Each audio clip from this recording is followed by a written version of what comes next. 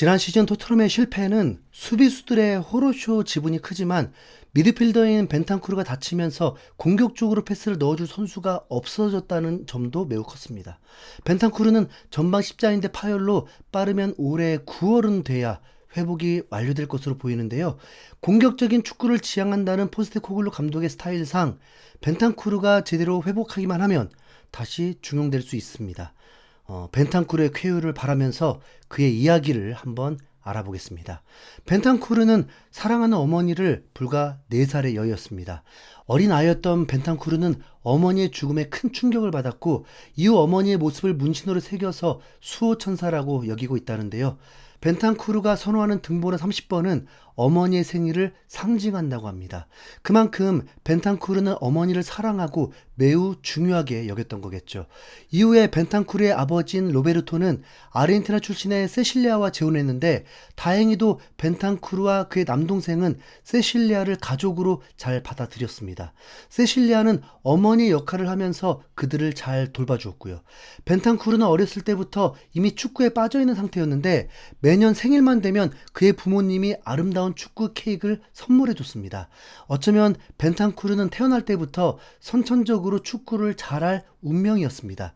자연스럽게 축구를 좋아하게 됐고 실력까지 따라줬기 때문이죠. 그의 아버지인 로베르토 벤탄쿠르도 축구 선수 출신이었던 만큼 유전적인 영향도 분명 있었을 겁니다. 그러나 벤탄쿠르의 아버지는 축구 선수로 큰 성공을 하지 못했는데 때문에 그는 재능이 넘치는 아들을 통해 다시 꿈을 이루기로 마음먹었습니다. 벤탄쿠르 역시 어렸을 때부터 축구 국가대표가 되는 게 꿈이었습니다. 그럼으로써 자신의 아버지가 실패했던 축구의 꿈을 이루어주려고 했던 거죠. 그래서 어릴 때부터 언제나 축구공을 몸에 달고 살았습니다. 축구로 성공하기 전까지 벤탄쿠르의 가족은 치즈 퐁듀 사업으로 생계를 꾸려나가던 가정이었습니다.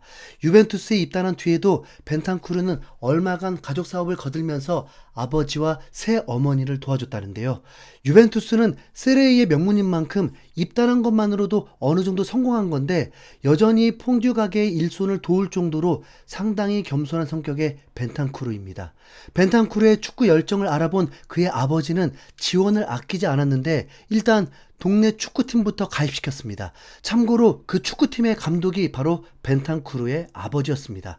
그렇게 벤탄쿠르는 선수였던 아버지에게 직접 축구를 배우면서 자랐고 어느 순간에는 아버지 차 대신에 직접 자전거를 타고 훈련장에 다니면서 빠르게 성장해 나갔습니다. 벤탄쿠르가 워낙 특출났기 때문에 볼을 몰고 달리면 아무도 막지 못했고 큰 키로 버티고 서 있을 때면 상대 선수들이 무서워했다고 합니다. 덕분에 또래 선수들의 부모님이 실제 나이가 맞냐며 의심을 하는 웃지 못할 일이 많았습니다. 벤탄쿠르의 어린 시절 일화 중에 하이라이트는 따로 있는데 그의 어린 시절 코치였던 카를로스 코치가 결승전 전날에 벤탄쿠르가 득점을 하고 승리하면 월급을 내놓겠다고 말한 겁니다. 당시 상대팀은 매우 강팀이라서 힘든 승부가 될 것으로 예상됐는데 일부러 승부욕을 돋우려고 한 건지 이런 내기를 걸었던 거죠. 그런데 놀랍게도 다음날 결승전에서 벤탄쿠르는 해트트릭을 넘어서 포트트릭으로 팀의 11대 0 대승을 이끌었습니다. 다행히도 착했던 벤탄쿠르는 카를로스 코치의 월급을 다시 돌려주면서 가정을 돌볼 수 있도록 해줬지만 내기에서 이긴 건 이긴 거기 때문에 그냥 공짜로 돌려주진 않았습니다. 그와 팀 동료들을 위해 코치가 직접 바베큐 파티를 해달라고 말하면서 이 사건은 아름답게 마무리됐습니다. 이후 벤탄쿠르는 빠르게 성장하면서 우루과이의 최대 아카데미에 들어갔고 13살이 되던 해에는 국제대회인 2010 다넌 네이션스컵에 출전했죠. 이 대회는 전 세계 축구 선수들 중에 10살에서 13살 사이를 대상으로 하는 세계에서 가장 큰 축구 대회입니다. 라카제트, 라멜라, 자카 등의 선수들도 당시 같은 대회에 참가했었는데요. 비록 이 대회에서 우승은 못했지만 벤탄쿠르는 눈에 띄는 활약을 하면서 많은 스카우터들의 주목을 받았습니다. 당시 벤탄쿠르는 이미 아르헨티나의 보카 주니어스 소속이었는데 우루과이 소속인 벤탄쿠르가 아르헨티나의 명문 클럽에 입단한 것도 어쩌면 매우 신기한 일입니다. 실제로도 행운에 가까운 일이었죠. 축구 코치 생활을 하던 아버지를 따라서 축구 세미나에 참석한 벤탄쿠르는 10대 지원자가 필요하다고 하자 앞으로 나서서 참여하게 되었습니다.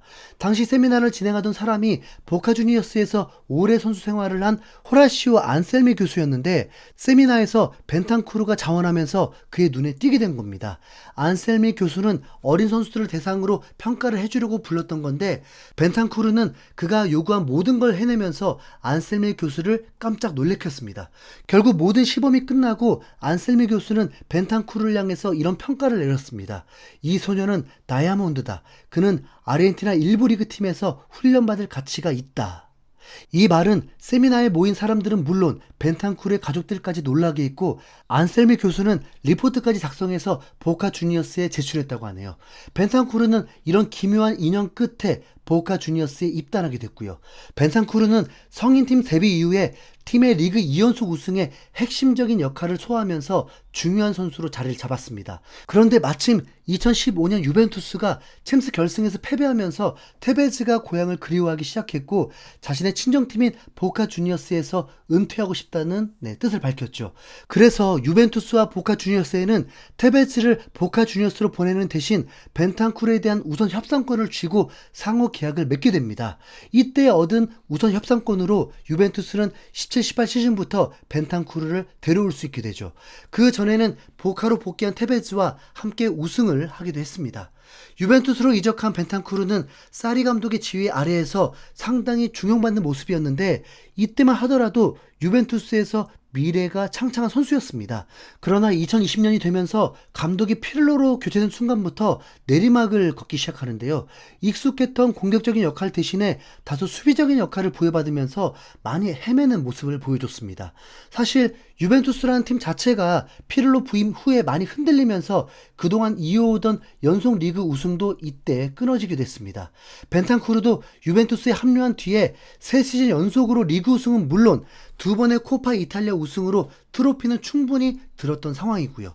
그러나 피를로의 부임 이후에 유벤투스와 벤탄쿠르 모두 하향세에 접어들게 됐습니다.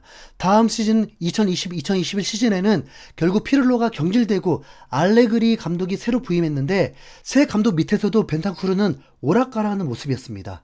당시에는 벤탄쿠르 스스로도 새로운 커리어를 찾아 나설 때라는 강한 직감이 들었다고 하네요. 이때 마침 토트넘의 콘테 감독도 은돔벨레나 로셀소를 믿지 못하고 새로운 미드필더들을 찾고 있었는데, 벤탄쿠르가 딱 콘테가 바라던 이상적인 일꾼이었다고 합니다. 결국 2022년 1월 겨울 이적 시장 때 벤탄쿠르는 클레스키와 함께 나란히 토트넘에 입단하게 됩니다. 이후 중위권이던 토트넘은 기적적으로 리그 4위를 하면서 챔스 진출에 성공했고, 손흥민은 득점왕에 등극하면서 참 행복한 시즌이 됐습니다. 다음 시즌에 벤탄쿠르는 리그에서만 5골을 넣고 그의 활약 덕분에 토트넘은 그래도 상위권을 유지하고 공격 포인트보다 더 큰 역할을 했었는데, 아쉽게도 2월에 시즌 아웃되고 이후 토트넘도 시즌 아웃이 돼버렸습니다. 벤탄쿠르가 더 업그레이드 되어서 토트넘을 도울 수 있기를 바라겠습니다. 이상 희윤수염고래였습니다. 감사합니다.